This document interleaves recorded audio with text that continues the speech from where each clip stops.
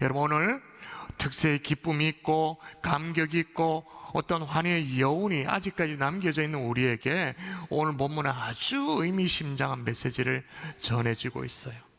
여러분, 특세도 특세입니다만은 오늘은 오늘의 말씀의 은혜가 우리에게 필요한 줄 믿습니다. 아멘. 오늘 그 말씀의 깨달음을 하나님이 허락해 주실 줄 믿습니다. 아멘. 자, 왜 이런 현상이 벌어지고 있는가?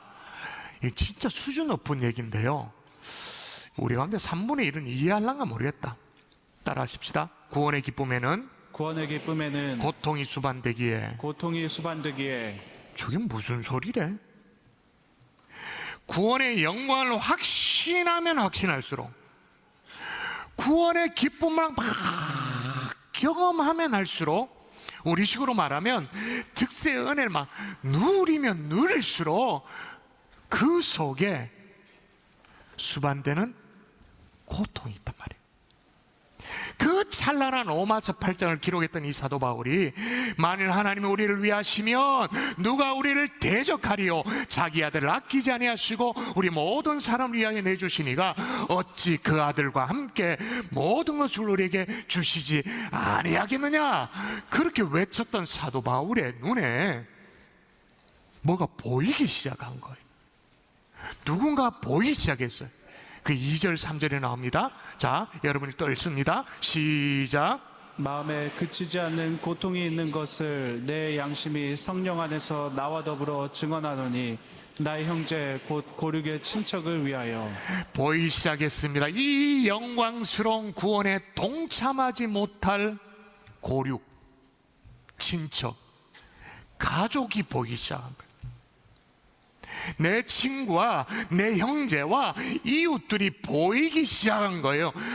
별로 힘도 없으면서 아직까지도 난 내 주먹 믿고 산다, 내 소신대로 산다, 큰 소리 치고 있는 그 허망한 눈동자가 보이기 시작한 거예요. 이 바울이 그게 마음속에 응어리가 얼마나 컸으면 1절에 나는 큰 근심이 있다 그렇게 말해요. 고통도 그냥 고통이 아니고 이건 마음에 그치지 않는 고통이다 그렇게 말합니다. 이렇게 얘기해도 안 믿을까봐 내가 그리스도 안에서 참말을 말하는 것이고 거짓말을 하는 것이 아니도까지 그렇게까지 기록하고 있는 거예요. 여러분, 정말로 구원의 확신을 가지면 더 깊은 은혜를 경험하면 할수록 그 다음에 갖게 되는 것이 마음의 고통이란 걸 아시나요? 여러분, 우리가 십자가 앞으로 한 걸음 더 가면 갈수록, 십자가를 더 붙들면 붙들수록 우리가 더 깊어지는 게 뭘까요? 회개 기도가 깊어지죠. 십자가를 등지고 멀리 가요. 그러면 주님 앞에 회개할 것들 하나도 생각나지 않아. 내가 뭐 어쩔 수 근데 십자가 앞에 가까이 나아가면 죄 구디야 그냥. 그래서 너무너무 회개할 것들이 많아. 마찬가지예요. 구원의 확신을 가지면 더 깊은 은혜를 경험하면 할수록 그 다음에 갖게 되는 것이 마음의 고통이죠. 구원의 기쁨을 알지 못하고 죽어가는 영혼들을 향한 고통인 거예요. 여러분, 물어봅니다. 구원받은 하나님의 자녀라는 확신이 있으십니까? 예배의 감격과 환희가 있으십니까? 지난 특세가 좋으셨어요? 그게 진짜라면 이제는 그와 함께 수반되어지는 고통이 있어야 하는 거예요. 저와 여러분 속에 있는 구원의 확신과 기쁨, 헤매고 있는 영혼들, 그 고통 속에 있는 영혼들을 품을 수 있는 저와 여러분 될 수 있기를 주 예수의 이름으로 축원합니다. 아멘. 필요하면 여러분 속에 영적 분노가 일어나야 돼. 왜 나는 이 무감감한가? 왜 나는 영적 불감증에 빠져 있는가? 가슴을 쥐어 뜯더라도 하나님 앞에서 분노가 일어나야 돼. 식어진 가슴에 불을 다시 한번 지펴 주시옵소서. 아멘이십니까? 아멘. 따라하십시다. 전도는 저는 가까운 내 가족부터. 가까운 내 가족부터. 바울에게는 이런 울분이 있었어요. 그래서 심지어 이렇게 말합니다. 뭐라고 말하냐면 그리스도에게서 끊어질지라도 원하는 바로다. 여러분, 우리가 그냥 로마서면 모르겠습니다만은 여러분, 우리가 로마서 8장을 알잖아요. 8장에 뭘 선포했죠? 마지막 절에 우리 그리스도 예수 안에 있는 하나님의 사랑에서 끊을 수 있다 없다? 끊을 수 없으리라 라고 선언했잖아요. 아니, 그래 놓고는 돌아서 가지고는 끊어질지라도 원하는 바로도. 이게 무슨 얘기야? 앞뒤가 안 맞는 얘기를 하잖아요. 바울이 왜 그럴까요? 바울 속에는 포기할 수 없는 가슴앓이가 있었던 거예요. 여러분, 저는 이 기도가 어떤 기도인지를 어느 정도는 알아요. 저는 불신 가정에서 예수를 믿었잖아요. 저희 가정이 일대 아닙니까? 처음 예수 믿고 너무너무 좋았어요. 중학교 3학년 때, 고등학교 1학년 때. 자, 중3 있죠? 중3. 고1 있죠? 너무너무 좋았어요. 근데 우리 부모님이, 우리 엄마 아버지가 구원받지 못한 것이 너무 고통스러웠어요. 그게 진짜 한이 맺혔어요. 그래서 제가 고등학교 1학년 때 새벽에, 그때도 철이 들어가 새벽 기도를 했었거든요. 새벽에 나와 기도를 했는데 자주 이런 기도를 했었어요. 제가, 우리 아버지 저기 계셔가지고 내가 얘기하기 너무 부담스러운데 제가 한 번씩 소개한 적이 있었죠. 제가 이렇게 기도해요. 하나님, 제 한쪽 다리를 하나님이 끊어 가셔도 좋으니 우리 엄마 우리 아버지 예수 믿게 해주세요. 그때 뭐 학생이 줄 게 없으니까, 하나님 앞에 드릴 게 없으니까, 보고토에 뭐 헌금도 없고, 그러니까 줄 게 다리밖에 없어가지고, 하나님 내 다리 끊어 잘라가 주셔도 좋으니까 우리 엄마 아버지 구원받게 해주세요. 저 무슨 정신으로 그렇게 기도했는지, 그런 끔찍한 기도를 했는지 지금 생각해도 이해가 안 돼. 하여튼 그렇게 기도를 했어요. 아무래도 제가 지금 생각해 보니까 그 당시에 제가 TV를 너무 많이 봐가지고, 요즘 없습니다만 그 당시에 전설의 고향이 아주 유명했었어요. 내 다리 내놔라, 내 다리 내놔라. 거기에 막 감동이 돼서 그런지 모르겠습니다만, 하여튼 중요한 것은 하나님이 제 다리를 안 잘라 가셨습니다. 그대로 있습니다. 그 한 맺힌 기도에 하나님 응답하셔서 우리 엄마 아버지 우리 교회에서 같이 신앙생활하고 계십니다. 지금도 저 자리에 아버지가 지금 저 뒤쪽에서 민망하게 제 설교를 듣고 계십니다. 무슨 얘기를 하죠? 가족 전도를 얘기하는 거죠. 그런데 여러분, 가족 전도가 왜 어려운가? 한번 또 따라 하십시오. 자막이 없어요. 저를 잘 따라하세요. 내가 하는 말이 아니라, 내가 하는 말이 아니라 내 삶을 보기에. 내 삶을 보기에. 가족 전도가 왜 어려운가? 내가 하는 말이 아니라, 한 번 더, 내가 하는 말이 아니라, 내가 하는 말이 아니라 내 삶을 보기에. 내 삶을 보기에. 좀 더 적나라하게 말하면 내 꼬라지를 보기 때문에. 내가 하는 말만 들어주면 진짜 좋겠는데 뭘 본다고요? 내 꼬라지를 본다는 거예요. 내 삶을 본다는 거예요. 그게 안 속아. 내 가족은 내가 하는 말을 듣고 설득당하는 것이 아니라 내 삶을 보고 결정하는 거예요. 과연 예수가 살았나 죽었나? 그러니 어려울 수밖에 없는 거예요. 그들 속에 내가 하는 어떤 신앙적인 몇 마디 말이 지금 저장되는 것이 아니라 내 삶이 선명하게 그들 머릿속에 저장되고 있기 때문에 쉽지 않는 거예요. 그래서 어떤 일까지도 벌어지냐면, 여러분 오늘 본문 4절 5절 읽어볼까요? 이 어떤 의미인지 한번 생각하면서 읽어보도록 합니다. 시작. 그들은 이스라엘 사람이라. 그들에게는 양자됨과 영광과 언약들과 율법을 세우신 것과 예배와 약속들이 있고, 조상들도 그들의 것이요 육신으로 하면 그리스도가 그들에게서 나셨으니. 네, 혈육을 향한 안타까운 기도가 있었잖아요. 그죠? 그 혈육들이 어떤 사람이냐 하면, 내 동족 이스라엘은 하나님의 특별한 은총을 받았단 말이에요. 5만 가지 은총을 다 받은 민족이란. 그래서 양자됨, 영광, 언약, 뭐 율법, 예배, 약속, 조상, 심지어는 육신으로 하면 그리스도가 그들에게서 나기까지 얼마나 영광스러운 은혜를 다 한 몸에 받았는지 모른다 그 말이에요. 그런데도 예수 그리스도 십자가에 못 박아 죽여 철저하게 복음을 거부해 핍박했다라는 거예요. 어쩌면 제일 먼저 구원받아야 마땅할 조건들을 다 갖추고 있는데, 하나님이 율법도 주시고 언약도 맺고 예배 은총을 알게 하고 다 했는데도 철저하게 복음의 원수가 되어버렸다. 여러분, 이걸 오늘날의 버전으로 바꾸면 어떻게 될까요? 일가 친척이 다 예수를 믿어. 다 집사고 권사고 장로야. 근데 자녀가 예수를 안 믿어. 온 집안이 목사고 장로가 수두룩한데 자녀가 신앙이 없어요. 여러분, 제가 신앙이 없다 그 말이 주일날 예배당에 안 나온다 그 얘기를 하는 게 아니에요.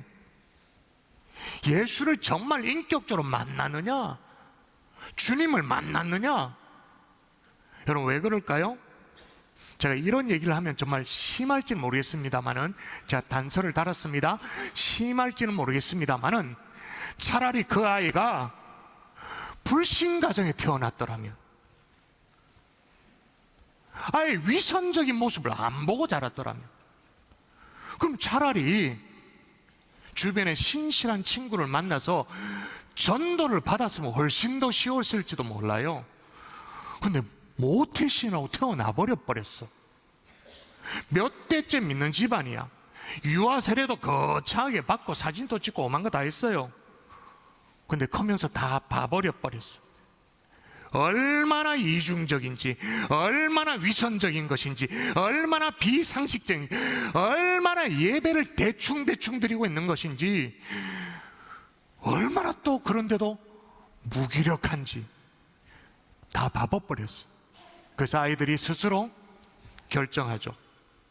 안 믿기로. 하나님이 죽었다라고 결정하는 거. 그게 지금 직분자 가정의 자녀들이 속출해요. 쏟아져요. 가문은 믿는 가문 맞아요. 근데 가족은 안 믿는 가족이에요. 겉껍데기만 있는 거예요. 과거에는 중직자 가정이 믿음의 명가문이라고 부러움을 샀습니다. 근데 지금은 어때요? 한 세대만 딱 넘어가면 완전 신앙의 불모제가 될 가능성이 굉장히 짙어졌어요. 다른 방법이 없어요. 다시 가족 전도를 시작해야 되는 줄 믿습니다. 아멘. 다시 가족 전도. 무엇으로? 내 삶으로. 그러면 여러분, 가족 전도는요, 뭐 한두 달 기도 좀 했다고, 태신자 작정하고 기도하는 척 했다고 되어지는 게 아니에요. 훨씬 더 많은 시간에 걸릴 줄 몰라요. 어쩌면 올봄 행축은 포기하고 내년을 기약해야 될지도 몰라요. 더 많은 시간이 걸릴지도 몰라요. 왜? 삶으로 보여줘야 하기 때문에. 여러분, 근데 이 어려운 가족 전도를 여러분이 어떻게 하셔야 되는가? 따라하십시다. 단장의 슬픔을 가지고, 단장의 슬픔을 가지고, 한 번 더, 단장의 슬픔을 가지고. 단장의 슬픔을 가지고. 여러분, 단장의 슬픔 제가 설명드린 적 있죠? 단장의 슬픔, 그 옛날 진나라 시절의 일화예요. 실제로 있었던 일이에요. 진나라의 환원이라는 사람이 총나라를 정벌하기 위해서 여러 척의 배에 군사를 태워가지고 이제 싣고 갑니다. 가던 중에 병사가 새끼 원숭이가 한 마리 있어가지고 재미삼아 그걸 원숭이를 잡았어요. 잡았는데 이 원숭이 어미가 엄마 이 원숭이가 환원이 탄 배를 쫓아서 그 수백 리를 따라 슬피 울면서 따라 강가를 통해서 배는 강으로 쭉 가는데 따라 오는 거예요. 근데 마침 이 강어기가 좁아진 그 틈을 타가지고 어미 원숭이가 점프해서 새끼 원숭이 있는 배에 올라탄 거예요. 원숭이는 자식을 구하겠다는 그 일념으로 애를 태우고 달려왔기 때문에 배에 오르자마자 죽어버렸어요. 배에 있던 병사들이 좀 이상하다 싶어가지고 죽은 원숭이의 배를 갈랐죠. 배를 가르니까 어떻게 해요? 창자가 토막토막 끊겨져 있는 거예요. 여러분, 이 정도의 슬픔을 뭐라고 말하냐면 단장의 슬픔이라고 말하는 거예요. 근데 바울에게는 이 단장의 슬픔이 있었어요. 한번 읽어볼까요? 같이 읽도록 합니다. 시작. 나의 형제 곧 고륙의 친척을 위하여 내 자신이 저주를 받아 그리스도에게서 끊어질지라도 원하는 바로라. 내 자신이 저주를 받더라도, 저주를 받는다 이 말은 헬라어로 아나테마라는 말인데 이게 굉장히 무서운 얘기예요. 이게 뭐 어떤 얘기냐면 여호수아가 여리고성을 정복할 때 그때 얘기입니다. 하나님이 특별한 명령을 주셨죠. 생명 있는 것들은 다 남김없이 진멸하라. 그때 진멸하다 이 말이 아나테마예요. 여기서 나온 말이에요. 그러니까 여기서 저주를 받는다 그 말은 하나님이 한 번쯤 여러분 이 새끼 마요 그게 아니에요. 무슨 의미냐? 싹 다 진멸해버리는, 완전히 불태워서 없애버리는. 바울이 지금 무슨 기도를 하느냐? 하나님, 내 자신이 하나님 앞에서 완전히 없어지는 한이 있더라도, 완전히 소멸되어지는 한이 있더라도 동족을 구원할 수 있다면 여한이 없겠다고 지금 토로하고 있는, 이게 단장의 슬픔을 안고 기도하는 거예요. 여러분 왜 가족을 전도하지 못하는지 아시겠습니까? 단장의 슬픔이 없는 거예요. 그게 덜한 거예요. 우리 가족이 철사줄로 정말 두 손 꽁꽁 묶인 채로가 아니라 악한 마귀가 끌면 끄는 대로 오만 대 다 끌고 결국은 지옥 불못을 끌고 가는데 내 마음이 절절함이 없어. 아무 생각이 없어. 자, 그런데 여러분 솔직히 그리스도인들 가운데 온 가족이 복음화 되는 거 싫다라고 말할 사람 아무도 없습니다. 다 원합니다, 바랍니다, 그렇게 말합니다. 다 소원하죠. 근데 바라기만 합니다. 소원하기만 합니다. 아주 신사적으로, 아주 깔끔하게 바라기만 합니다. 젠틀하게, 교양 있게 바라기만 하고 아무것도 하지 않죠. 언젠가는 믿겠지, 언젠가는 돌아올 거야, 아주 막연하게. 실제적으로는 아무것도 하지 않아요. 여러분, 간절함을 가지고 단장의 슬픔을 가지고 전하면 하나님이 구원의 길을 열어주시는 줄 믿습니다. 몇 주 전에 있었던 일이에요. 부모님 전도를 위해서 애쓰던 우리 교회 집사님 부부가 있었어요. 그 부부와 함께 그 부모님을 만났습니다. 뭐 대단한 장소에서 약속을 짜더라 하고 그렇게 만난 것도 아니고 그냥 로뎀에서 스쳐 지나듯이 만났어요. 근데 얼마나 이 아들 집사님이 간절한 마음이 느껴졌던지 이 아들 집사님이 연로하신 부모님 손을 꽉 잡는 거예요. 여러분, 여기 경상도 남자들 다 경상도 남자잖아요. 경상도 남자, 중년의 남자가 자기 아버지 손을 잡는다? 오, 기적이지. 아버지 손을 잡는다? 얼마나 어색해. 저도 분위기가 뭐 되고 그런 거 아닌데 이 아버지 손을 잡고 있는 그 아들을 보고는 저도 그 위에 손을 더 위에 얹어가지고 기도를 했어요. 기도를 마치고 행복한 사람들이 축제 오시라고 초청장을 그냥 건넸어요. 몇 주 전에 얘기해요. 근데 감사하게도 아직 행축이 아닌데도 예배 참석을 했어. 할렐루야. 너희 아버지라고 감격도 안 하고 좋아도 안 하고 아멘도 안 하고. 야, 제가 무슨 말씀을 드려요? 단장의 슬픔을 안고 기도하면, 정말로 간절하면 하나님이 길을 열어주시는 줄 믿습니다. 아멘. 안 간절한 거예요. 사무치지가 않는 거예요. 자, 그러면 어떻게 하면 좋죠? 몇 가지를 정리하고 마무리할 텐데 꼭 실천해 주십시오. 첫 번째는 따라하십시다. 초청장을 전달하라. 초청장을 전달하라. 절대로 여러분 성경책 사이에 그냥 꽂아두지 마시고 되든 안 되든 전달하십시오. 등록하라고 부담을 드리지 마시고 그냥 한번 와보시라고, 선물 받으러 와보시라고 초청만 하시면 돼요. 근데 여러분, 이번에 초청할 때 기억해야 될 것은 오는 주일날 1부, 2부, 3부, 4부 예배, 그리고 그 다음 주일날 1부, 2부, 그때는 또 3부까지, 또 주일날 오후 3시에 뮤지컬 공연, 오후 7시에 뮤지컬 공연, 총 9번이 있다는 걸 여러분 기억하셔야 돼요. 그런데 이거 완전 내가 봐도 씨가 안 먹히는 완전 왕생고구마다. 완전 그냥 그러면 뮤지컬에 모시면 돼요. 그냥 공연이니까. 과거 신앙의 회복이 필요하다? 뮤지컬에 모시면 돼요. 뮤지컬에 와도 선물도 드리고 결심도 하고 다 하는 거예요. 두 번째 따라 하십시다. 배우의 기도하라. 여러분 그렇게 초청장을 여러분이 전달하셨다면 그 다음에 여러분이 뭘 해야 되냐면 배후에 철저하게 기도하셔야 돼요. 악한 것들이 상황을 뒤흔들지 않도록, 마음을 흔들지 않도록, 상황이 발생되지 않도록 여러분이 철저하게 기도하셔야 돼요. 세 번째 따라합시다. 모시러 가라. 여러분 당일이 되었어요? 반드시 약속하려고 가야 돼요. 그 다음에 네 번째는 뭐냐? 방문 카드를 기록하고 선물을 먼저 챙겨주는 거예요.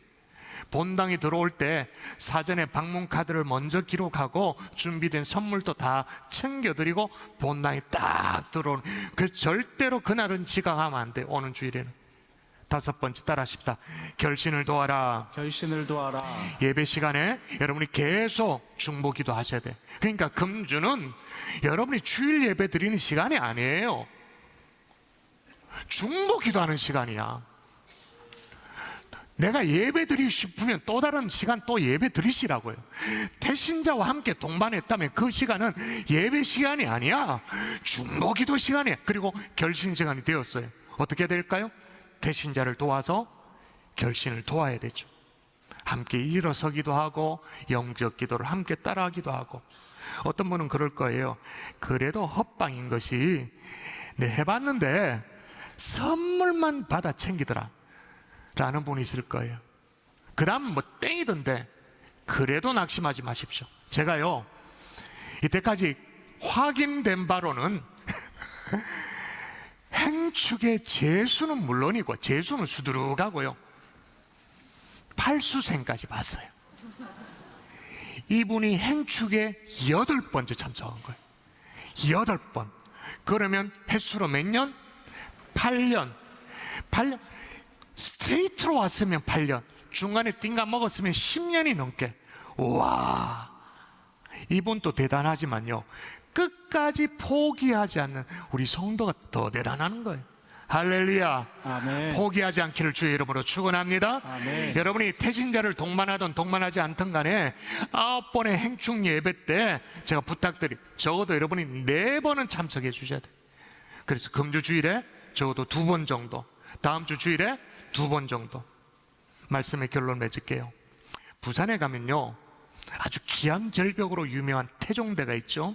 근데 태종대라는 이름보다는 일명 자살바위로 일컬어지는 바위가 있어요. 그게 참 불명예스러워요. 너무너무 경치가 아름다운데 유명 관광지인데도 불구하고 이 이름난 자살터인 거예요. 그래서 그곳에서 자살하는 사람들을 방지하기 위해서 팻말을 적어 놓은 적도 있어요. 다시 한번 생각합시다, 뭐 이렇게 적어 놓은 것도 있었어요. 그리고 모자상을 만들어서, 조각상을 만들어서 모자상을 만들어 가지고 사람들의 마음을 돌이키려고 해서 보고 그렇게 했어요. 근데 여러분 생각해 보십시오. 왜 사람들이 그런 노력을 하죠? 쥐가 떨어져 죽으면 죽는 거지, 뭐 그렇게 뭐 팻말을 붙이고 상을 만들어. 여러분 우리나라 형법에 자살 방조에 대한 처벌이 명시되어 있습니다. 형법 252조 제2항. 참 목사하기가 힘들어요. 법까지 다 알아야 돼. 형법 252조 제2항. 사람을 교사하거나 방조하여 자살하게 한 자는 1년 이상 10년 이하의 징역에 처한다. 자살 방조죄. 여러분 하루하루 벌어먹기 살기 위해서 애쓰다가 피곤에 쩌든 얼굴로 퇴근해가지고 텔레비전을 쳐다보다가 지쳐 잠들고 있는 남편, 여러분 생각해 보세요. 그 남편을 위해서 참 되게 피곤한갑다, 보약 한 제를 줘야 저겨야 되겠네, 부부 사랑이 있을지 모르지만 남편의 영혼을 자살 방조하고 있는 거죠. 회심하지 않는 자녀가 있습니다.